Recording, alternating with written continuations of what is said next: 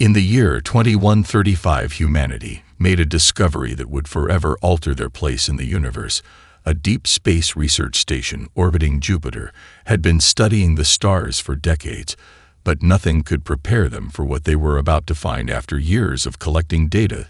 The station's lead scientist, Caleb Marsden, detected something unusual, a shift in the fabric of space-time as his team looked at the readings. They were astonished. The anomaly defied all known laws of physics. There was no clear explanation, but the data suggested that something in the region of space surrounding Earth was different. This wasn't just a cosmic phenomenon, it was an opportunity. At first, the scientists assumed it was a mistake or a glitch in the system, but as the readings came back clearer and more defined, it became undeniable. There was something about Earth and its immediate vicinity that allowed travel beyond the limits of light's speed, the theoretical barrier that all other civilizations in the galaxy had long accepted as an unbreakable law of nature. Humanity was in possession of a cosmic secret, one that no one else had discovered or could replicate. It was an anomaly beyond comprehension. News of the discovery spread quickly, first to Earth's top scientific circles, and then to military and governmental agencies. The implications were far-reaching. This was not just a scientific breakthrough. This was a potential weapon, a game-changer in the balance of power in the galaxy. If humanity could harness this new ability to move faster than light, the possibilities seemed endless. The ability to reach distant stars instantly could open up new frontiers for exploration, trade, and even conquest. But it also meant that humanity could become a target for every advanced civilization, who would stop at nothing to control such power. As Earth's governments scrambled to understand the magnitude of the discovery, the aliens had already begun to notice the sudden shift in galactic dynamics, unseen by most human eyes. The Council of the Xenorites, the most powerful and ancient species in the galaxy, was the first to take notice. Their fleet's sensors had detected something strange emanating from Earth. Their curiosity piqued. They sent emissaries to the planet's leaders to demand answers. The Xenorites had long been bound by the speed of light, unable to break free of its constraints. Despite their vast technological prowess, they had never been able to achieve what Earth had stumbled upon by accident, and this was a power they could not allow to remain unchecked. On Earth, the scientific community was divided. Some believed the discovery should be shared with the galaxy to foster cooperation. Others feared the consequences of revealing humanity's advantage to such dangerous species. The stakes were high, and the debate raged on as government officials met in secret to discuss how to proceed. The fate of humanity's future in the stars was being decided behind closed doors. While the politicians and scientists argued, the anomaly continued to pulse in the background, growing stronger. Every day, the first human vessel equipped with the technology was being tested in deep space. It was capable of jumping light years, in an instant traveling faster than any ship in existence. It was the beginning of a new era for humanity. But with it came a question that no one could answer yet. Would humanity rise to the challenge of its newfound power, or would it be consumed by it? The arrival of the Xenorite emissaries on Earth marked the beginning of a new and uncertain chapter in human history. As they descended into Earth's atmosphere, their ships glittering like distant stars in the night sky, the air was thick with tension. The world's leaders scrambled to make sense of the extraterrestrial presence, knowing that this was no mere diplomatic visit. These beings had traveled from the farthest reaches of the galaxy, and their interest in humanity's newfound ability to transcend light speed could mean anything from alliance to annihilation. President Amelia Grant stood before a room filled with military advisors and scientific experts trying to maintain control of the situation. Her mind raced as she reviewed the reports from the initial communication with the Xenorites. They were demanding access to Earth's latest discoveries, not only for their scientific merit, but because they feared the shift in the power balance would upend everything the Xenorites had built over millennia. Their empire was built on their technological superiority, but they had never been able to break the light speed barrier. They had assumed it was an impossible dream, and now humanity had stumbled upon the key to achieving what they themselves could not. The Xenorite delegation, led by their High Commander Zafar, were both awestruck and deeply cautious. They had never encountered a species so capable of defying the natural laws that govern their galaxy, and they made it clear that they saw humanity's discovery as a threat to their very existence. The Xenorate's own fleet was formidable, capable of devastating entire planets, but now they faced an enemy who could arrive at their doorsteps without warning and strike. With no chance of retaliation for the first time in their history, they were the ones in danger, and they needed answers before the power shift could become irreversible. President Grant met with her closest advisors to determine how best to handle the situation. The scientific community was eager to share the findings with the galactic visitors.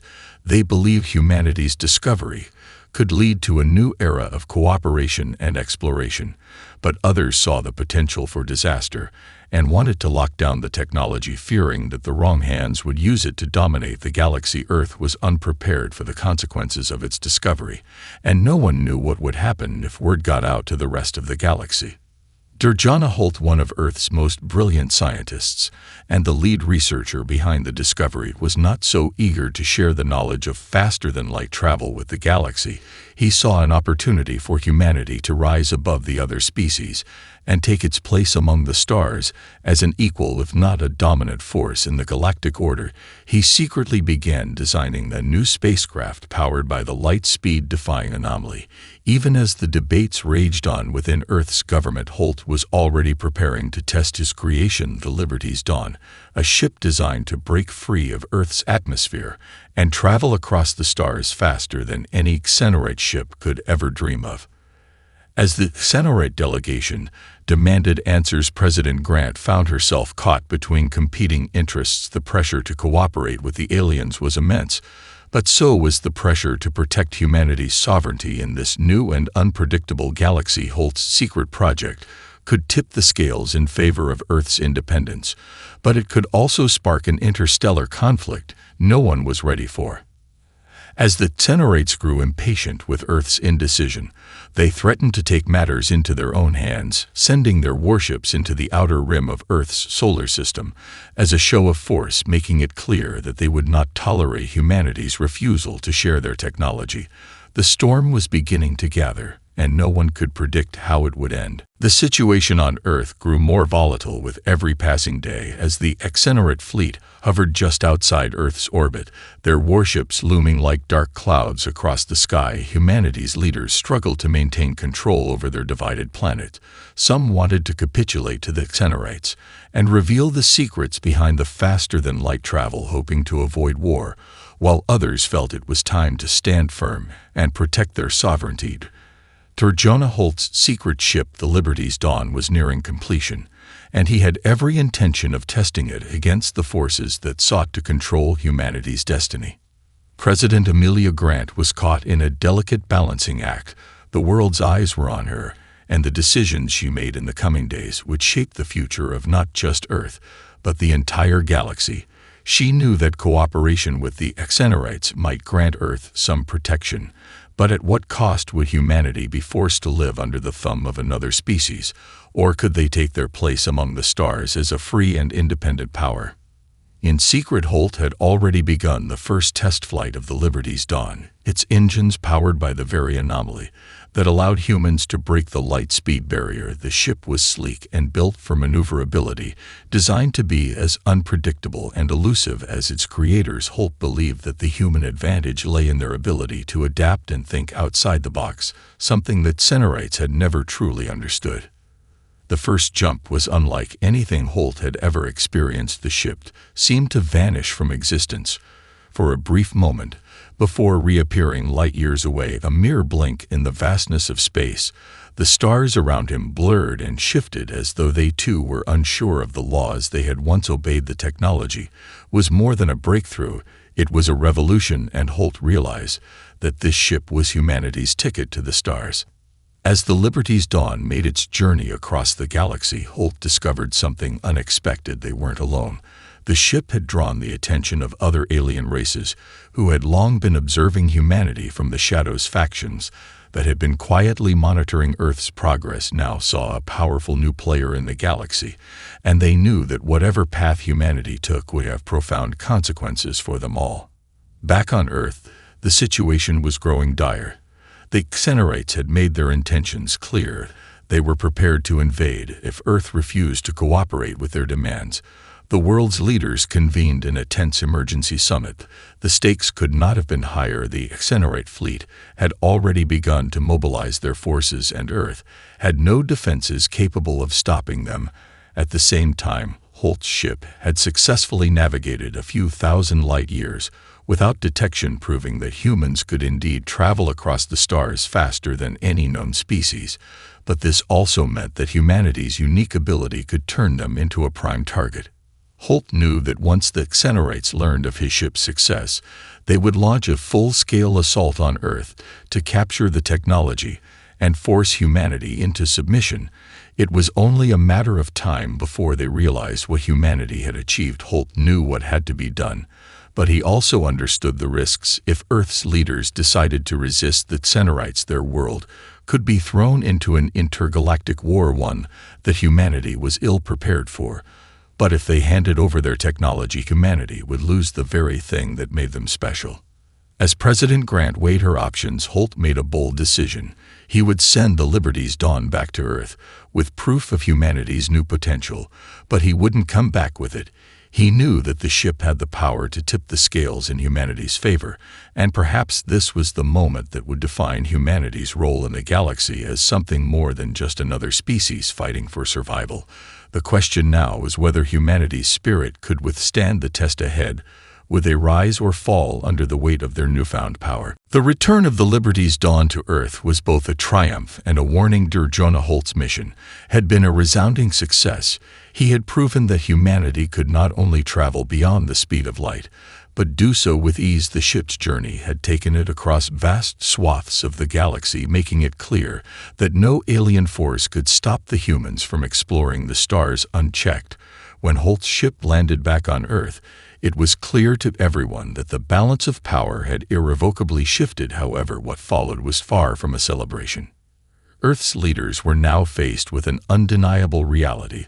They could either embrace their new power and push forward as an independent force in the galaxy, or they could choose to share their discovery with the alien factions who were already circling like vultures waiting to claim the technology as their own. As President Amelia Grant sat in the emergency council meeting with her closest advisors, the weight of the decision was almost too much to bear. The Xenorites had made their demands clear. If humanity refused to reveal the secrets behind their faster-than-light travel, they would launch an invasion and wipe out any resistance before Earth had a chance to fully understand the scope of its new power. Despite Holt's success, many of the world's leaders were reluctant to engage in an interstellar conflict. The Xenorites alone had the military might to obliterate Earth within a matter of days, and many feared the unknown consequences of taking such a bold stand.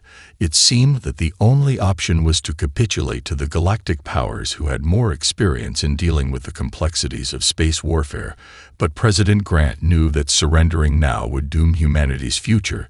The technology that had been uncovered could not be allowed to fall into the wrong hands.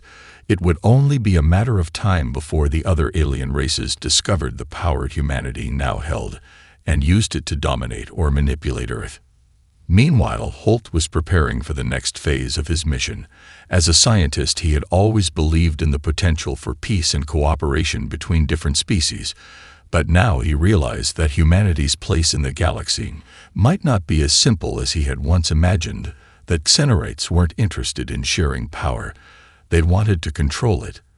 And as the newly crowned leader of Earth's space program, Holt knew that if Earth was to survive the coming storm, it would have to be prepared to fight for its independence. In a secret briefing, Holt presented a plan to President Grant to create an elite fleet of ships equipped with the same faster-than-light technology. He argued that the only way humanity could avoid being subjugated by the galactic powers was to show them that they could fight back. The Sentinel Fleet, as Holt called it, would be a group of ships that could travel faster than any other known fleet and would act as a deterrent to any potential invaders. Holt's plan was radical, but it was the only viable option for Earth's survival.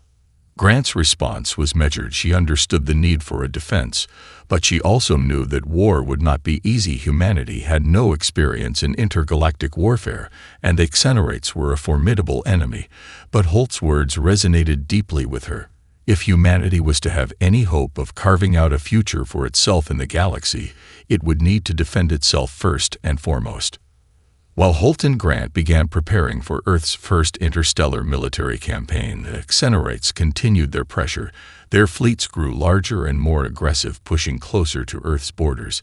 The other alien species were watching closely, but so far none had made any moves to intervene. Some whispered that humanity's newfound power would only accelerate the inevitable war. Others believed that humanity would soon fall in line with the galaxy's existing order. Either way, the galaxy was on the brink of a new era, one where humanity's place was far from guaranteed. As tensions mounted, Holt's Liberty's Dawn prepared for its next mission, one that would take it further than any ship had ever gone before, and possibly reveal the truth behind the anomaly that gave humanity its incredible power. With each jump, Holt grew more determined to uncover the secret that could change the fate of humanity forever. But little did he know his discoveries would soon draw the attention of far more than just the Xenorites. The tension in the galaxy reached a boiling point. The Xenorites had given Earth an ultimatum: share the secrets of faster-than-light travel or face destruction. President Amelia Grant, despite her growing concern, had made the difficult choice to stand her ground. With the Sentinel fleet now under construction, humanity had resolved to fight for its place in the galaxy. The Xenorites, however, were not so easily deterred. They had long prided themselves on their military might and were willing to do whatever it took to preserve their dominance. As the Xenorite fleet moved closer, humanity's worst fears seemed poised to become a brutal reality. The war began in the outer reaches of Earth's solar system. Xenorite warships, sleek and formidable, entered orbit, brimming with advanced weaponry. Earth's fledgling forces, led by Dr. Jonna Holt's designs, had only just begun to organize their defense. Still, humanity had one advantage: the Liberty's Dawn, the first faster-than-light ship, had shown the way forward. With the new Sentinel fleet preparing for battle, humanity would soon possess more than enough power to hold their own. The first battle was swift and brutal. The Xenorites, underestimating humanity's resolve, launched a coordinated strike, hoping to catch Earth off guard. They expected humanity to back down under the weight of their superior numbers. But they hadn't counted on the ingenuity and audacity of humans. Holt's fleet, though smaller in size, was armed with ships capable of moving faster than light, allowing them to strike from impossible angles and retreat before the Xenorites could retaliate. In a series of skirmishes that took place within mere moments of each other, humanity's ships darted in and out of the Xenorite defenses. A massive Xenorite battlecruiser was decimated by a sudden, unexpected strike from the Sentinel fleet before it could even bring its weapons to bear. The Xenorite forces were left scrambling, utterly confused. It was a victory that, though small, gave humanity a powerful boost of confidence. But the Xenorites were not easily deterred. A new wave of ships arrived from their homeworld, each ship designed for brute force rather than speed. The Xenorite High Command had underestimated the human spirit, and they quickly realized that in this war, force alone would not guarantee victory. They began to adapt, attempting to develop countermeasures against humanity's faster-than-light advantage. Meanwhile, President Grant was forced into increasingly difficult decisions. As the war escalated, Earth's forces engaged in battles that stretched from the outer rim of their solar system to the farthest reaches of nearby star systems. Humanity had quickly learned that its greatest weapon, the ability to jump across vast distances instantly, was also a double-edged sword. While it allowed for surprise strikes, it also left Earth vulnerable to being overwhelmed if the Xenorites adapted too quickly. Every day the balance tipped further toward uncertainty. In the shadows, other alien species began to take notice of the conflict. Some, like the Lithians, initially hesitant, began to mobilize. They were a race known for their cunning and intelligence, and though they had no interest in war, They saw an opportunity. Perhaps this new conflict would be the perfect moment to make their own move in the galactic power structure. They too were intrigued by humanity's discovery, but feared what would happen if humanity succeeded in maintaining their independence. On Earth, as the fighting raged on, Holt grew more restless. He knew the Liberty's dawn had only scratched the surface of the anomaly's potential. The key to humanity's future might lie deeper in the galaxy, in an uncharted system where the anomaly's origins could be traced. As Earth's military forces struggled to maintain their position against the Xenorites, Holt made a bold decision. He would push the boundaries further, venturing into unknown space, hoping to uncover more about the phenomenon that had allowed humanity to transcend the laws of physics. His departure from Earth marked a turning point in the war. Holt's mission was critical, and yet it was one that could have devastating consequences. The Liberty's dawn set off into the vast unknown, but its fate, like humanity's, was uncertain.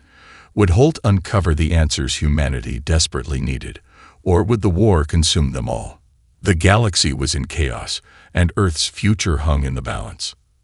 As the war raged across the stars, the true scale of humanity's struggle began to unfold. The galaxy was not a place for the weak, and now humanity had been forced to fight for its survival, an untested species pitted against the might of the galaxy's most ancient and powerful races. The test of their spirit was only just beginning. Humanity's war with the Xenorites was beginning to take its toll. Despite their faster-than-light advantage, Earth's forces were quickly becoming overstretched. The Xenorites, with their unmatched fleet and advanced weaponry, refused to relent.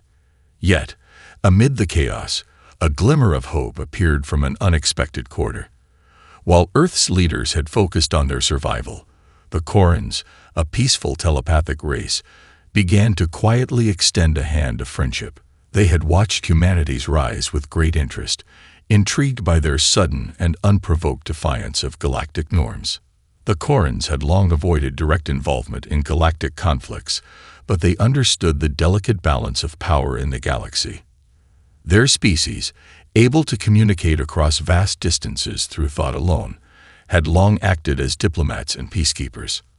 As word of humanity's struggle against the Xenorites spread, they began to see the potential for a more balanced future if the humans could be preserved as an ally, not a conqueror. President Grant, despite the mounting pressure of the war, cautiously entertained the idea of a diplomatic alliance. The Corans made it clear that they would offer no direct military support, but instead, they offered their knowledge of advanced tactics and technologies that had allowed them to stay neutral in the galaxy's brutal history. The Corans believed that humanity's ingenuity, coupled with their wisdom, could tip the scales in their favor. Meanwhile, Dr. Jonah Holt had continued his own journey into the unknown, pushing the boundaries of the anomaly's origins. His mission was becoming more critical by the day, as humanity's resources were drained by the war and the Xenorites continued to regroup. Holt had believed that there was more to the anomaly than anyone had realized, and he hoped that by uncovering its true nature, he could provide Earth with an advantage that would turn the tide. In a remote corner of space, Holt stumbled upon something unexpected. There, on the edges of known space, he discovered a derelict alien station buried beneath the rubble of a collapsed star. The station, older than anything he had ever seen, seemed to be the key to understanding the anomaly. Upon further investigation, Holt found a strange, cryptic set of data that suggested the anomaly was not a naturally occurring phenomenon at all. It had been created, intentionally by an ancient race, long forgotten by history. This race had designed the anomaly to bypass the natural laws of physics and allow instantaneous travel across vast distances. But the discovery was not without consequence. As Holt sifted through the ancient technology, he triggered an automated defense system that began sending a distress signal to an unknown location. The moment Holt realized his mistake, it was too late. An alien ship, far more advanced than anything humanity had encountered, arrived in the system. The ship was not Xenorit or Coran, but a race entirely new, one that had been dormant for millennia, awaiting the return of its creator's technology. The ship's arrival marked a new chapter in the galaxy's unfolding drama. The mysterious aliens, upon learning of humanity's connection to the anomaly, became immediately suspicious. Their technology had once powered the very forces that allowed light-speed travel to be circumvented, and they feared what humanity might do with such knowledge. They had long ago abandoned their violent ways, but could not ignore the potential threat Earth posed if left unchecked. Holt was captured, and the distress signal he had accidentally sent out alerted both the Xenerates and the Lithians, who now found themselves racing to understand the situation. Back on Earth, the war continued to rage. The Sentinel fleet, now bolstered by Coran tactics, began to achieve surprising victories. The Xenerates, for the first time, seemed unable to maintain the upper hand. But Earth was losing precious time. The information Holt had discovered, now in the hands of an alien race that seemed to view humanity as a threat, would be critical in the coming days. What would the mysterious alien species do with the knowledge Holt had uncovered? Would they choose to destroy humanity or form an uneasy alliance? As tensions between the various factions escalated, the one truth remained clear. Humanity's destiny was no longer a solitary one. In the vastness of space, the young species had drawn the attention of powers far beyond their understanding. The future of Earth and the galaxy was now in the hands of the choices humanity made in the coming weeks. Could they hold their own against the galaxy's mightiest, or would they be swallowed whole by the storm they had inadvertently unleashed? The galaxy was in turmoil. Earth's unexpected rise to power had triggered an avalanche of consequences, each more devastating than the last. The Xenerates, with their overwhelming military strength, had finally realized they could not crush humanity alone. With the mysterious alien race now involved, everything had changed. The very fabric of the galaxy's political balance was unraveling, and Earth, caught in the middle, could only watch as the stars seemed to align for a conflict that would dwarf anything they had ever imagined. Dr. Jonah Holt had been taken captive by the enigmatic alien race, the Zurakan, a species whose existence had been lost to time. The Zurakan were powerful, ancient, and technologically far beyond anything Earth had encountered. They had once harnessed the anomaly that allowed faster-than-light travel, but in their arrogance, they had abandoned it, fearing the potential chaos it could unleash. Now, Earth had stumbled upon the same power, and the Zurakan viewed humanity's discovery as a dangerous echo of their own mistakes. Holt, held aboard the Zurakan ship, learned that their race had once ruled the galaxy, a civilization of unmatched wisdom and power. Yet they had learned the hard way that the faster-than-light anomaly was not just a tool for exploration, it was a weapon. The Zurakan's decision to abandon the anomaly's use had been a desperate attempt to prevent galactic collapse. But now, it seemed that humanity had inadvertently resurrected the very thing they had hoped to suppress. The Zurakan offered Holt a chilling ultimatum. Humanity could either abandon the anomaly and return to the slow, predictable pace of space travel, or the Zurakan would destroy Earth and every trace of the anomaly. The message was clear. There would be no negotiation. The Zurakan would not allow any race to wield such a dangerous power again. Humanity, still reeling from the pressure of the Xenerates' demands, now faced an even greater existential threat. Back on Earth, President Grant convened an emergency meeting with her top advisors, the situation growing more desperate by the hour. The Sentinel fleet had successfully defended Earth from several Xenerate attacks, but now the presence of the Zurakan ships loomed over them like an executioner's axe. The Xenerates, once the primary threat, were now in a state of uneasy alliance with humanity's enemies. Earth was caught in a deadly triangle, unable to predict where the next blow would fall. Grant knew that Earth's only chance lay in understanding the anomaly's true nature, and Holt was the key. As she pondered the diplomatic options available to her, she knew that the Zurakan would not be swayed by simple negotiation. She would have to make a choice: confront the ancient race in battle, or attempt to outwit them by using the very power they sought to suppress. In a secret briefing with the Corans, Grant discussed a plan, one that involved using Holt's discoveries to tap into the anomaly's power and potentially gain an advantage over both the Zurakan and the Xenorites. The Korans, cautious but intrigued, agreed to assist, providing valuable intelligence on the Zurakan's weaknesses. They revealed that the Zurakan's reliance on the anomaly was not as absolute as they had believed. While they had abandoned its use, there were still factions within their race that were divided on its necessity, and this division could be exploited. As Holt, now a prisoner, made his own discoveries aboard the Zurakan vessel, he learned something vital. The anomaly itself was not a natural occurrence. It was an engineered phenomenon, created by an ancient civilization with motives no one fully understood. What the Zurakan had not revealed was the true potential of the anomaly. It could be altered, manipulated, and even expanded upon. The technology existed, hidden within the Zurakan's ancient archives, and Holt realized that if humanity could master it, they would be able to control the very fabric of space itself. But Holt also understood the risks. The Zurakan were not fools. They knew of the anomaly's true potential. If humanity were to harness its power, it would not just change the course of the war. It could change the course of the galaxy itself. The Xenorites and the Zurakan, once the dominant forces, would never allow it. But Holt had come to a grim conclusion. Humanity could not back down. It was too late for that. The galaxy had already noticed them, and the only choice left was to rise up and fight for their place in it. With Earth on the brink of annihilation, Holt sent a coded transmission to President Grant, revealing the truth. Humanity had one final weapon: control of the anomaly. But with it came a price. Would Earth pay it? The choice was now in President Grant's hands, and the galaxy held its breath. The galaxy was in turmoil. Earth's unexpected rise to power had triggered an avalanche of consequences, each more devastating than the last.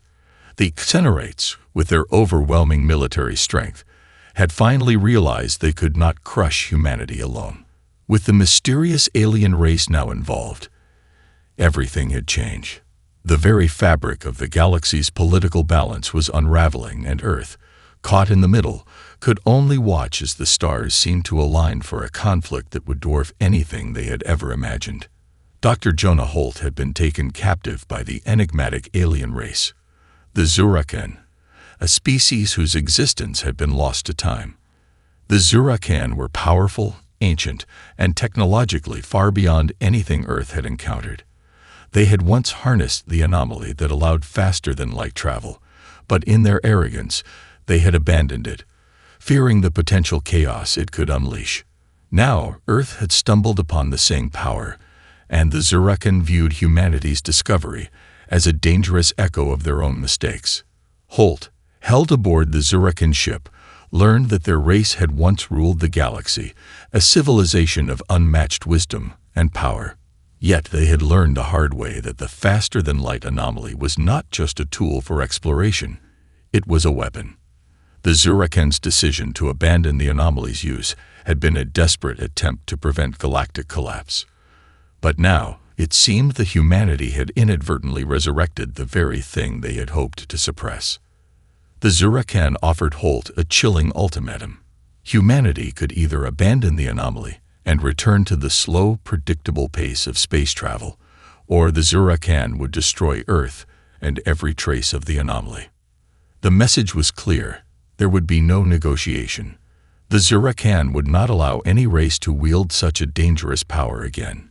Humanity, still reeling from the pressure of the Xenorites' demands, now faced an even greater existential threat. Back on Earth, President Grant convened an emergency meeting with her top advisors, the situation growing more desperate by the hour. The Sentinel fleet had successfully defended Earth from several Xenorite attacks, but now the presence of the Zurakan ships loomed over them like an executioner's axe. The Xenorites, once the primary threat, were now in a state of uneasy alliance with humanity's enemies. Earth was caught in a deadly triangle, unable to predict where the next blow would fall. Grant knew that Earth's only chance lay in understanding the anomaly's true nature, and Holt was the key. As she pondered the diplomatic options available to her, she knew that the Zurakan would not be swayed by simple negotiation. She would have to make a choice: confront the ancient race in battle or attempt to outwit them by using the very power they sought to suppress. In a secret briefing with the Corans, Grant discussed a plan, one that involved using Holt's discoveries to tap into the anomaly's power and potentially gain an advantage over both the Zurakan and the Xenorites. The Corans, cautious but intrigued, agreed to assist, providing valuable intelligence on the Zurakan's weaknesses. They revealed that the Zurakan's reliance on the anomaly was not as absolute as they had believed. While they had abandoned its use, there were still factions within their race that were divided on its necessity, and this division could be exploited. As Holt, now a prisoner, made his own discoveries aboard the Zurakan vessel, he learned something vital. The anomaly itself was not a natural occurrence. It was an engineered phenomenon, created by an ancient civilization with motives no one fully understood. What the Zurakan had not revealed was the true potential of the anomaly. It could be altered, manipulated, and even expanded upon. The technology existed, hidden within the Zurakan's ancient archives, and Holt realized that if humanity could master it, they would be able to control the very fabric of space itself. But Holt also understood the risks. The Zurakan were not fools. They knew of the anomaly's true potential. If humanity were to harness its power, it would not just change the course of the war. It could change the course of the galaxy itself. The Xenorites and the Zurakan, once the dominant forces, would never allow it. But Holt had come to a grim conclusion. Humanity could not back down. It was too late for that. The galaxy had already noticed them, and the only choice left was to rise up and fight for their place in it. With Earth on the brink of annihilation, Holt sent a coded transmission to President Grant, revealing the truth. Humanity had one final weapon: control of the anomaly. But with it came a price. Would Earth pay it? The choice was now in President Grant's hands, and the galaxy held its breath.